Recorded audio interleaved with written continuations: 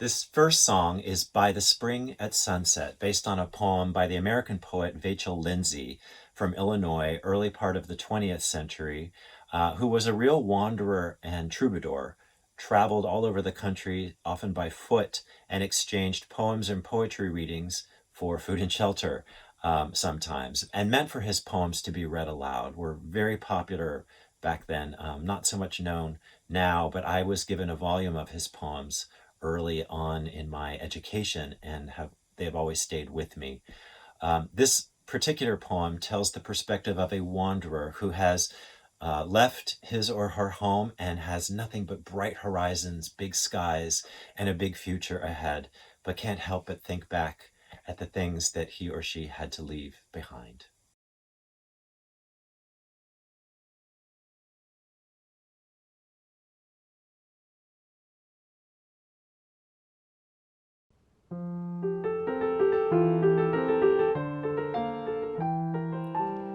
Sometimes we remember kisses, remember the dear heart leap when they came.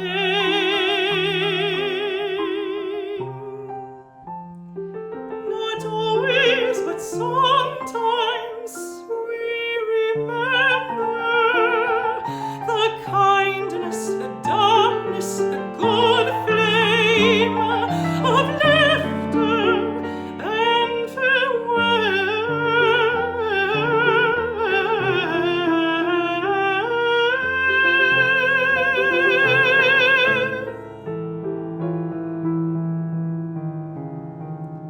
Beside the road, afar from those who said goodbye, I write, far from my city task, my love, oh Lord, sun in my face, wind beside my shoulder, streaming clouds, banners of night, enchant me now.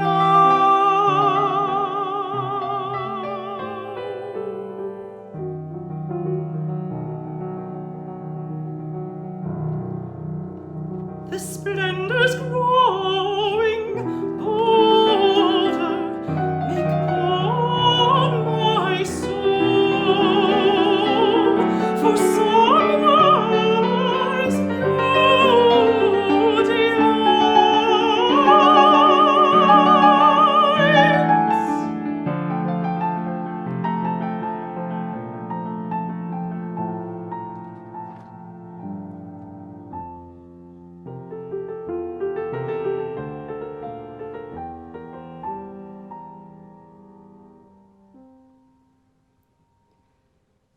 I write the daisy vents and quench my truth, pausing beside the spring with happy mind.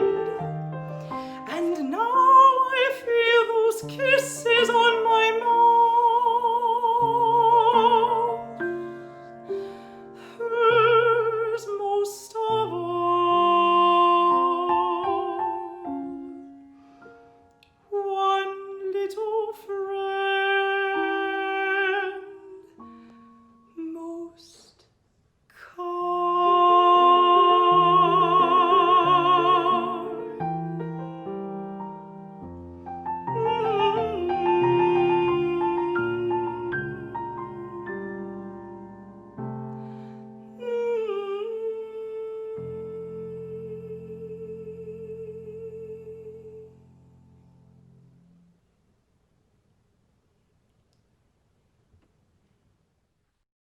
This next pair of songs is from the cycle Camille Claudel Into the Fire, with text by the amazing Jean Shear. Jean and I have also collaborated on the operas Moby-Dick, It's a Wonderful Life, If I Were You, 3 Decembers, as well as a few dozen songs.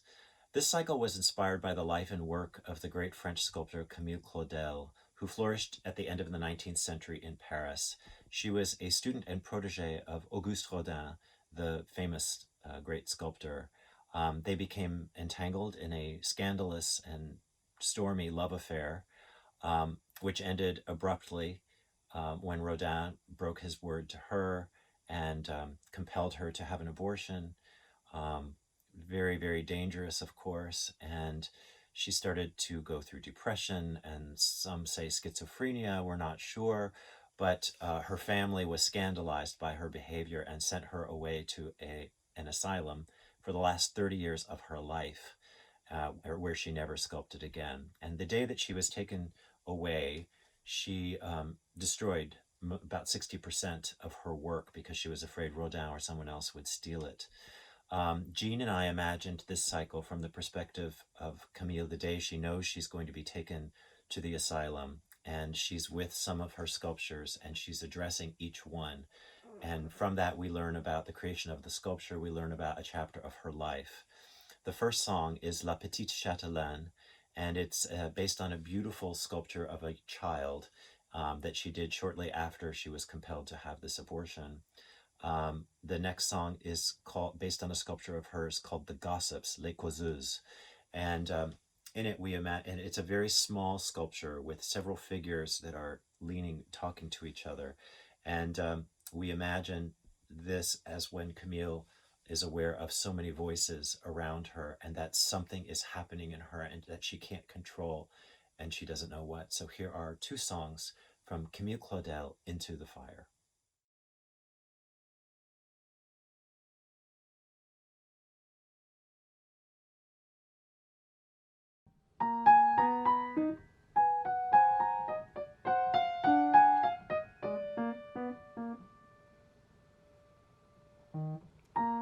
Hello, my little one, la petite Chatelaine.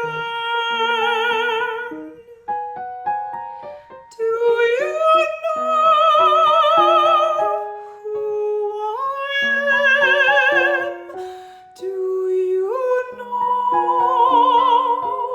who I am? They say I live at night by the window of my tower, hanging from a red umbrella, with which I set fire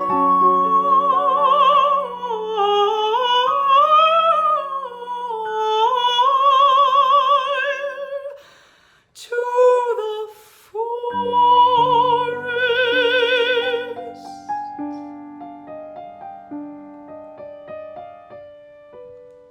Hello, my little one, la petite Chatelaine.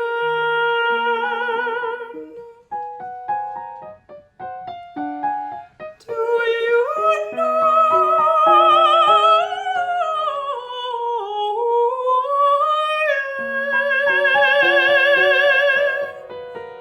or the land you come from?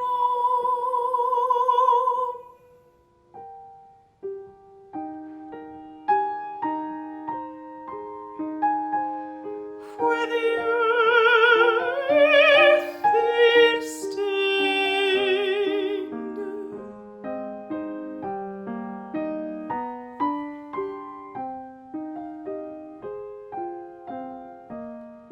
I did as he said and returned you to clay.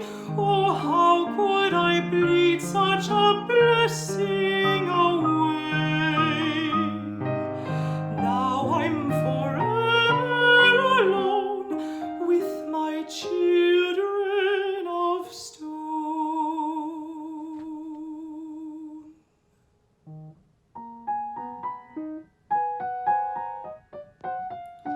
La petite Chatelaine.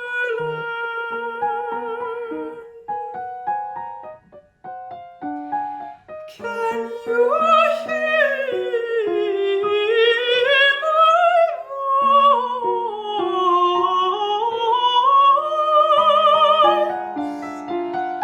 The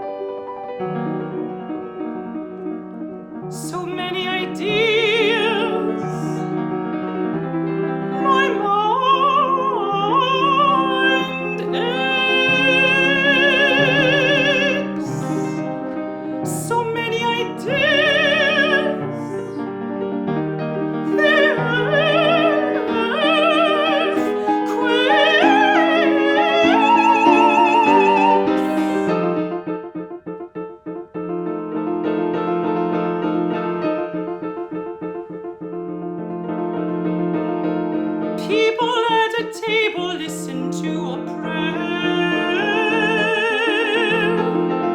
Three men on a high cart laugh and go to mass. A woman crouches on a bench and cries all alone. What does she know?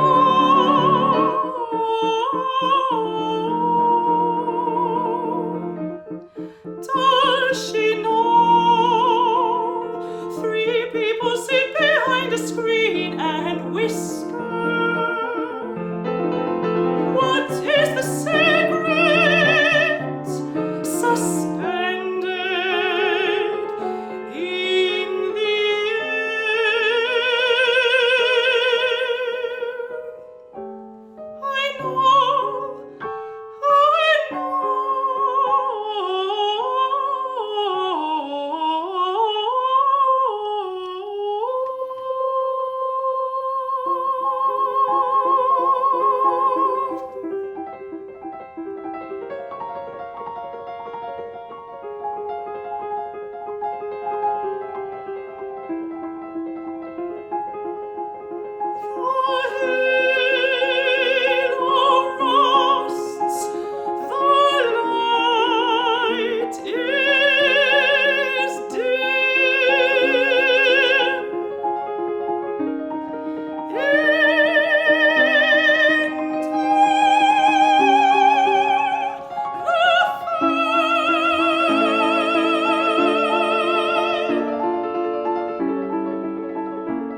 Is it here? Is it here? Is it?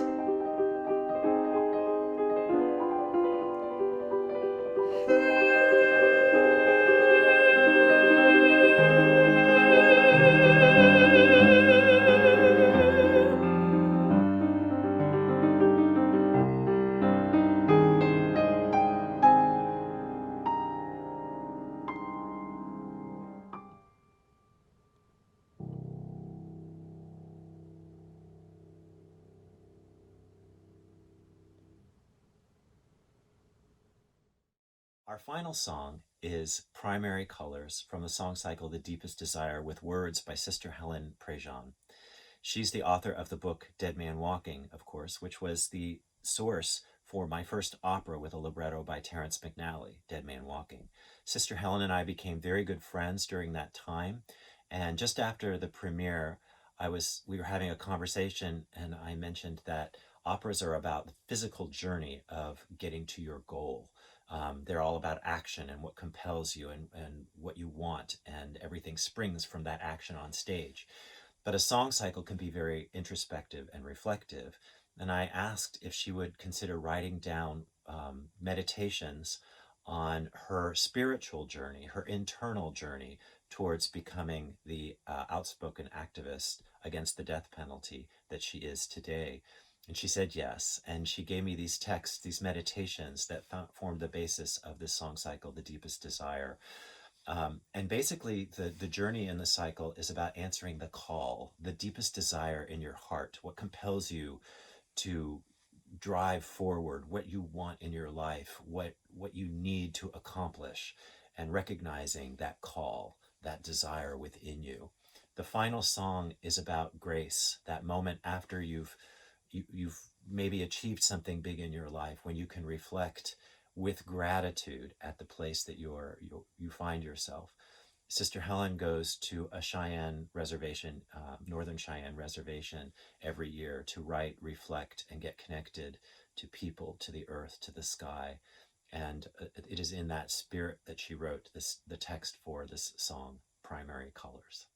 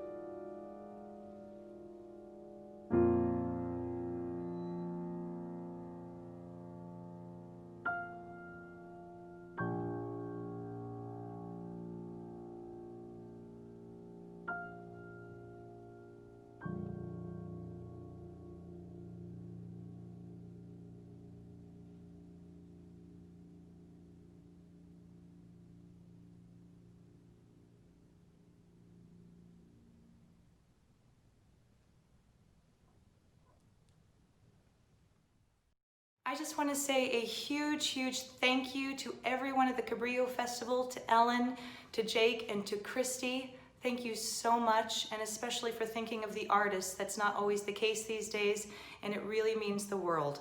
Thank you, and I'll see you another time at the festival.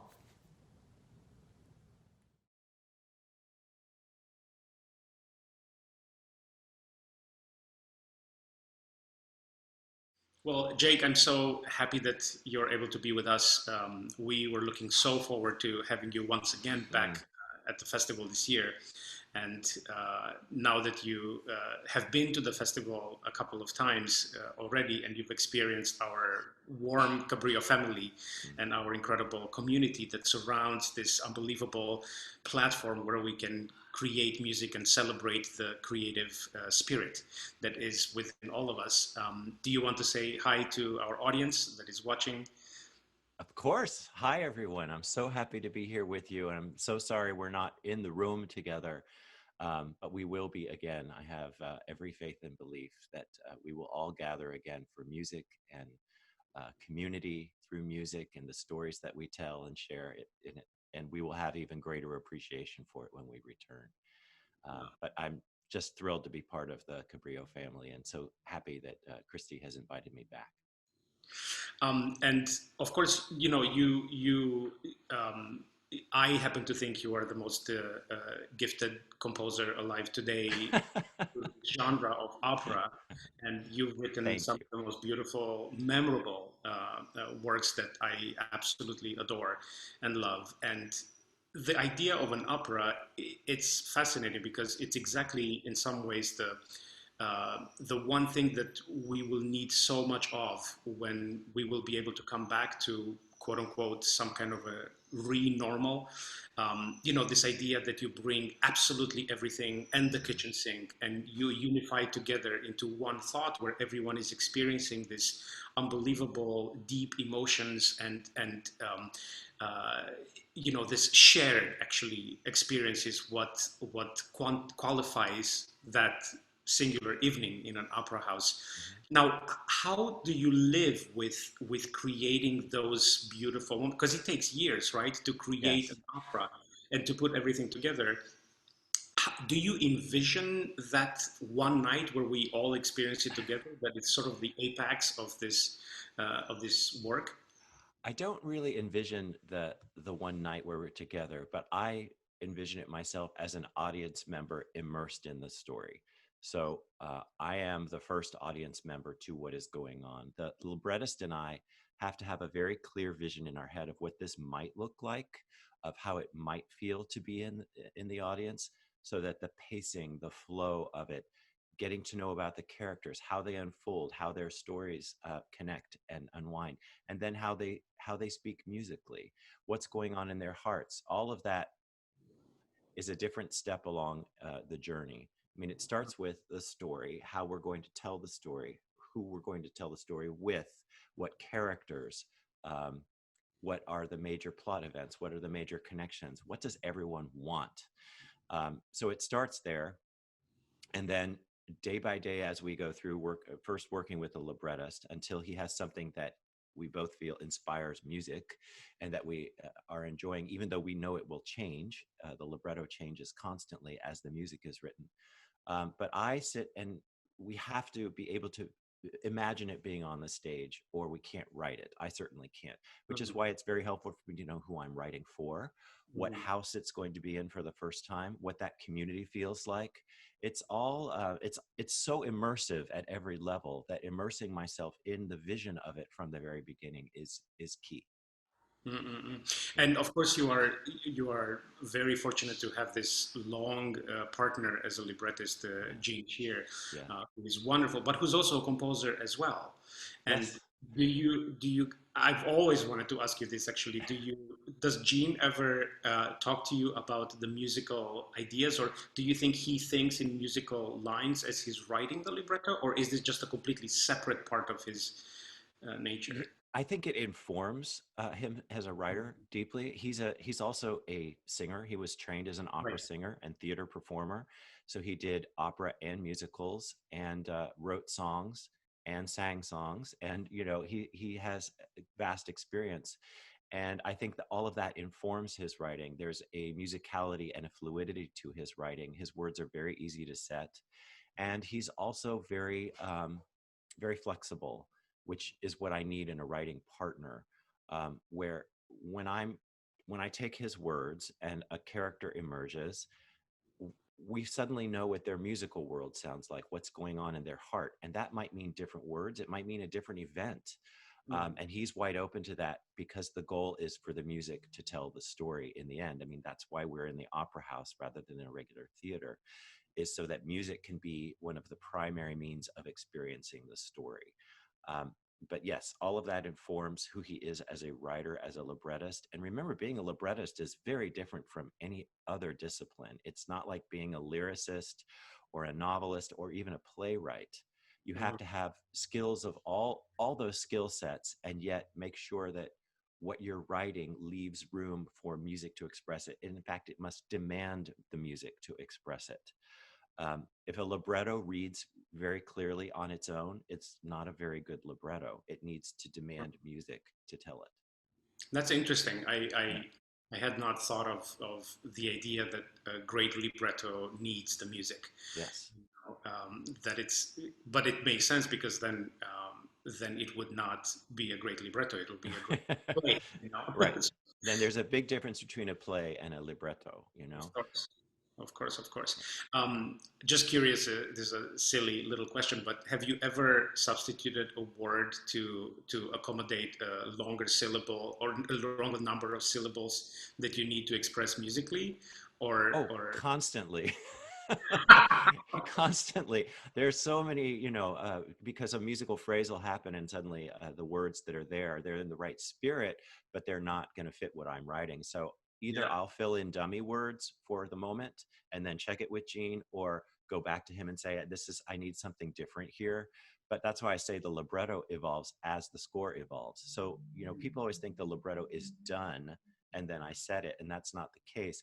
There's an initial draft of the libretto that I respond to, but as I'm writing and learning about characters, everything is going to change. So really, the libretto is done when the score is finally done. And interestingly enough, the vision that Gene and I have in our head for a score, for an opera, we have to have it very clear how this is going to move, how this character is going to enter and exit, and what that's going to be like. And usually the initial production is completely different. And it was in Moby-Dick. It was something that none of us could have imagined. You were there. It was just mind-blowing, that initial production. Yeah, it was unbelievable. I remember because I had worked with Patrick Summers the year before in Aspen, and he asked me. He said, I'm looking for an assistant for this new opera by Jake Heggie, and would you be available to come and be my assistant? I said, yeah, of course, I would love to. I would love to be the assistant in Dallas, and I was living in Houston at the time, and I remember getting your score, the piano vocal score, in the mail, and it was just absolutely mesmerizing because this thick score, and my piano skills are horrible, right? So I remember I sitting down and trying to decipher the overture, which goes pretty quickly. It's a fairly brisk pace, and if you don't play the piano, when you get stuck like listening to every single note, it's just like, wow, what's happening here?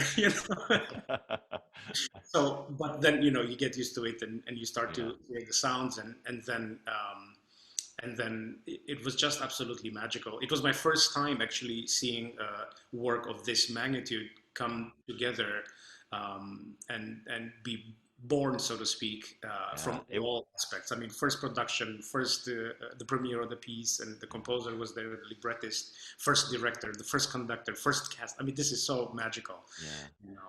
Well, it's magical for all of us involved too, to see everyone sort of learn, because the writing of an opera, at least from my standpoint, is about hooking into the line, the narrative line, the musical line, the harmonic, emotional, rhythmic world that is going to carry us through. That everything that happens in Moby Dick is completely different in its own way from what happens in Dead Man Walking, what happens in It's a Wonderful Life. You know, they each have their own world, and finding a sound world that is unique to the piece is one of the initial goals. And then finding the line that is just going to take us through from beginning to end. And so as we let it go, the creative team, we let it go to other people and watch them figure it out and embrace it and then join us on that ride and that line. And I just remember watching you, you know, and then looking at me to make sure the tempo was right. And all of a sudden you sort of locked into it and like, you got it, man. It was really thrilling. It's always thrilling to watch people suddenly enter that world with you, because it's been in my head for so long. And it was just a great time in my life. That was 10 years ago already. No, It's amazing. it feels like yesterday, but Yeah. at the same time, it feels like a lifetime ago. Yeah. You know? Yeah. No, it was magical. And so it was a real thrill. I'm so thrilled and grateful you were there as part of that. I'm very, very happy that I was there as well. Yeah. So then when I heard the music, and, you know, I also loved being able to be, one of the perks of being the assistant conductor, of course, is you get to watch every performance. And I just remember my wife Cheryl came up from Houston, and we went through to every single performance and just like watch it and watch. And you know, and you see the first one and it's magical, and then you see the second one and you know what to expect already. But then it becomes even more personal, like those underlying themes and motives and the questions that are asked of us in terms of psychological, it's such a psychological opera to begin with, but in terms of the psyche of what goes on in the struggle of in the complex character that Ahab is. But then you start to hook onto those things, and then you start to notice things that you never have as you watch it more, as you think about it more. And this is also not just about the story, but musically speaking as well. You start to notice little things. So I was so inspired by this that I remember we talked back then, and I said, Jake, you know, you need to make an orchestral suite out of this piece. It's so symphonic in nature. On the orchestration is so lush and beautiful. And then he said, well, if you want to do it, go ahead and do it. I don't have time. It's hard enough doing it the first time, you know, and burying myself in that world, but then to sort of extricate and decide what stays, what goes in building an orchestral suite is so much better from your perspective, because you know it in a different way than I do. You know, you can approach it from a different way. Your knowledge of it is not only musical and artistic, but also very technical. So, you know, you have a different perspective on it than I do, because I'm just immersed in it from this artistic, creative world where I was listening to all these characters and going on this adventure with them and figuring out their motifs and their tunes and their harmonic and rhythmic worlds and how those collide. But you also had the technical skill of the conductor to know artistically and creatively what goes, what would fit alongside. Because the suite you made, I love, and it's probably very different from what I would have come up with. Plus, I would have agonized and taken years and maybe never delivered it. So I'm very glad you did it.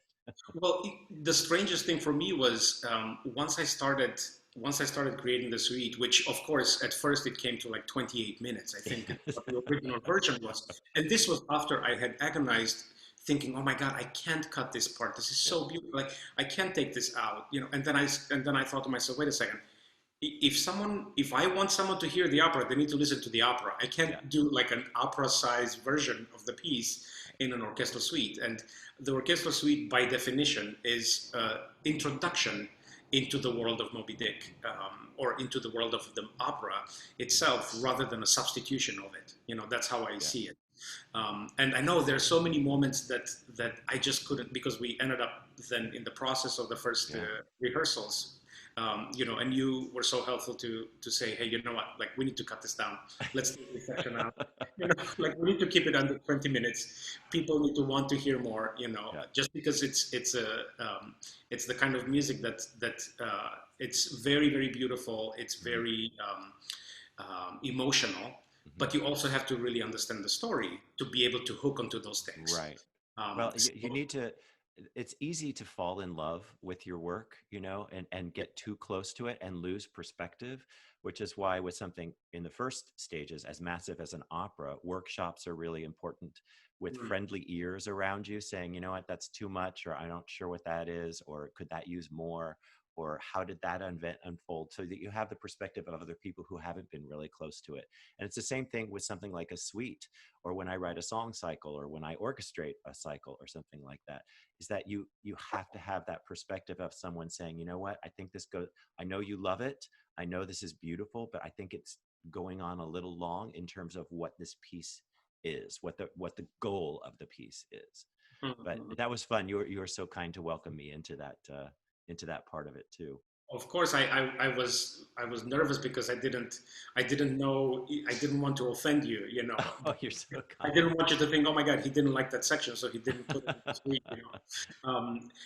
The other aspect of the suite that I find it's so beautiful, actually, and I don't think I've ever told you this, but I've taken it now to I think 4 or 5 different orchestras, the Yeah. suite, and I keep taking it to other orchestras, and everyone really loves it. But there is a magical thing that happens between the first and the second rehearsals, because in the first rehearsal, I usually address all the technical aspects of the piece. You know, like this is what's happening, you know, this is how you play that, this is how we do this.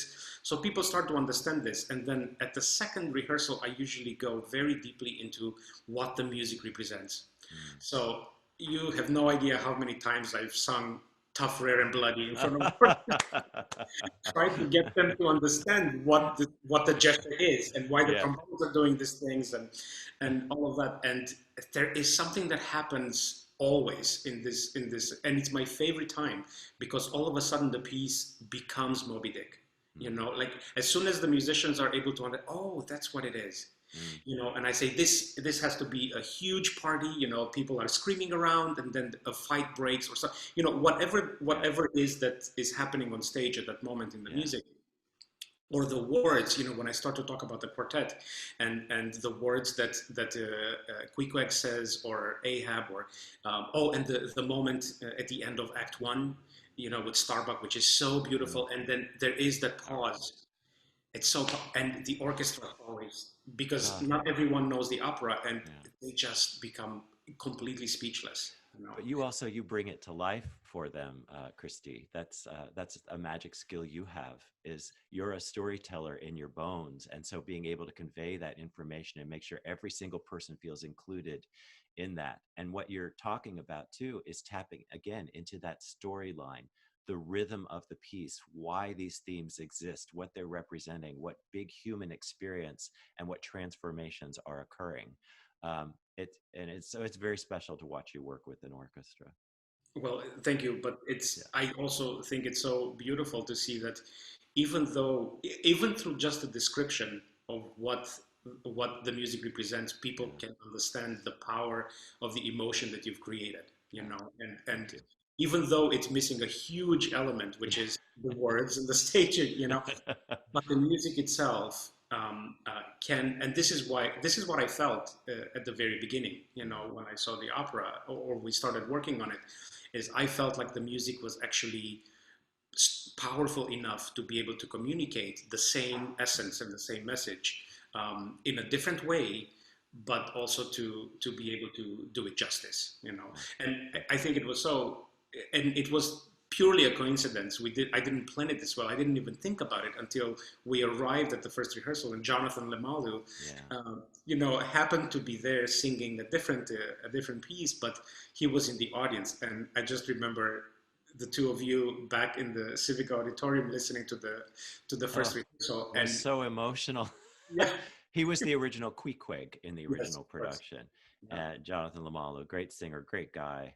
And yeah. so, yeah, to be there with him, to be able to share that with him in the back of the theater and feel us both getting emotional and wrapped up in remembering what it was like to be there at the beginning but to feel it through the music and through what you were doing with that magnificent orchestra, the beautiful players in the Cabrillo Orchestra. Um, it was a transformative, very emotional, moving experience. Again, and totally unexpected. I wasn't prepared for it at all. Yeah, and just I remember as a thought when you were surprised sometimes about how the sections were following each other. Yeah. This must have been a little surprising, because you expect so much having created the opera this Yeah. way, and then the storyline, and I've often wondered with composers, that someone else takes their music and rearranges it a little bit like a puzzle, and then you hear it and it doesn't belong, in this way. So, and I'm looking for it as just, okay, I need to have some kind of a dramatic line that would make sense. I'm not looking at what the themes represent so much in the progression of the story, but more as a interesting symphonic exploration. Well, that's why you're the right person to do it, because I would want to try to put things chronologically, and therefore I would miss the boat on pardon the expression, or the ship, as it were, on the possibilities of creating a symphonic suite, because I'm so close to the original material and the words and the staging and what it means, that to put it out of order would just be so jarring. It probably wouldn't occur to me. But you, with your vast knowledge of the score itself on its own terms, without words or music, just listening to the orchestra. Because for me, of course, the storytelling is primary. That's why I was drawn to the piece. That's why it exists the way it does. So it's very hard for me to step back from that, which is why it was so great that you were able to step in and create the thing that you did. And I love the suite. I love what you did. I think it's just beautiful. And yes, things are way out of sequence sometimes, but they work so beautifully in terms of an orchestral suite. Yeah, yeah, I mean, I agree that it works. The music speaks so clearly and directly. Yeah. Now, in terms of a sequel, or quasi parentheses, I think I've told you this so many times already, but you also wrote Ahab Symphony, which came right after the opera, right? Yeah. Or Yes. just as you were finishing it, which actually happens to be one of my what do they call it? An island. Oh. Pieces, seriously, like if I go for a drive or a walk in the morning or something, this is like my go-to piece that Oh, I well, put thank you. on a recording and I listen to. And I don't know why. I mean, I know why, because it requires a chorus and a tenor and the orchestra. But I am dying. This is like my bucket list piece that I want to conduct, because I think it's so beautiful Oh, and thank it's you. so meaningful also in the exploration. And I find this fascinating. I don't know other examples with other operas where a composer will take one character and then try to turn, just explore the psychology of this Yeah. one character a little bit Yeah. deeper. And I think it'll be, I mean, it's beautiful. I can't wait to find a way to actually bring it to Cabrillo. Thank you. And I would like everyone to explore this piece. The idea in that piece was, I knew I had more to explore with the language of the opera once I finished it. It was so immersive for 5 years, leading up to the premiere. And then I wasn't ready to let go of that musical world quite yet. And I was asked to write this symphony. And I decided I really wanted it to have a tenor. I wanted it to explore the character of Ahab a little bit. And so I juxtaposed some Melville texts from Moby-Dick of Ahab with a poem by W.H. Auden that also explored this character. Um, and it's the moment that Ahab sights the whale, just before and just after. So I was imagining this transformative moment of Ahab high up in the ship on the mast, looking out at the sea and thinking of his life before and after, this journey, and and getting a little bit into that psyche. I love those transformative moments that like capture a person right in that. And that's what we can do in the opera world and in music, is we can explore what it is to fall in love. And we can explore that for 10, 15, 20 minutes if we want, what it feels like to fall in love, something that happens in an instant, but we can expand musical time. And so that's what the symphony is exploring the musical time of that psychological moment for Ahab. Beautiful. Well, I was actually inspired a lot in how to orchestrate some of the voices, some of the solo lines from the opera by listening to the symphony. You know, Oh, because okay. you assigned different melodies to different instruments, and I sort of stole that a little bit. You did a great job, especially Tough, Rare, and Bloody. I would never have thought of that. I love what you do with the trombones and the brass. It's amazing. Yeah, it's always fun trying to explore, and the trombones are always like, you know, because the music is quite beautiful up to this point, and not you know, and all of a sudden they always come to me before the first rehearsal, and they say, "Is this like really a glissando with the flutter tongue?" And one of us is muted, one of us is not, and it's like forte, and I said, "Oh yeah," you know. It's suddenly very silly and fun and jolly, and which is exactly what that moment is supposed to be in the opera. And you captured it with it without singing voices. You know, you captured it by your imagination and imagining the trombones and the brass that way. It's perfect. I love it, I'm happy and you I like. would never have thought of it because I'm so married and close to the original. You know.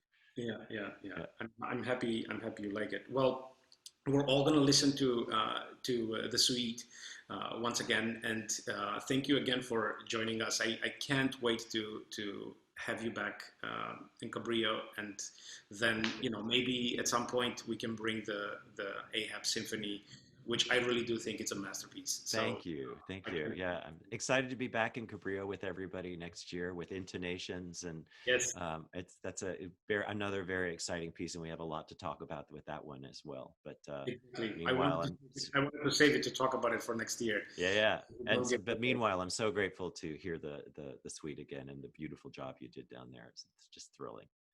Thank you very much, Jake. Thank you, Christy. Thank you, everyone.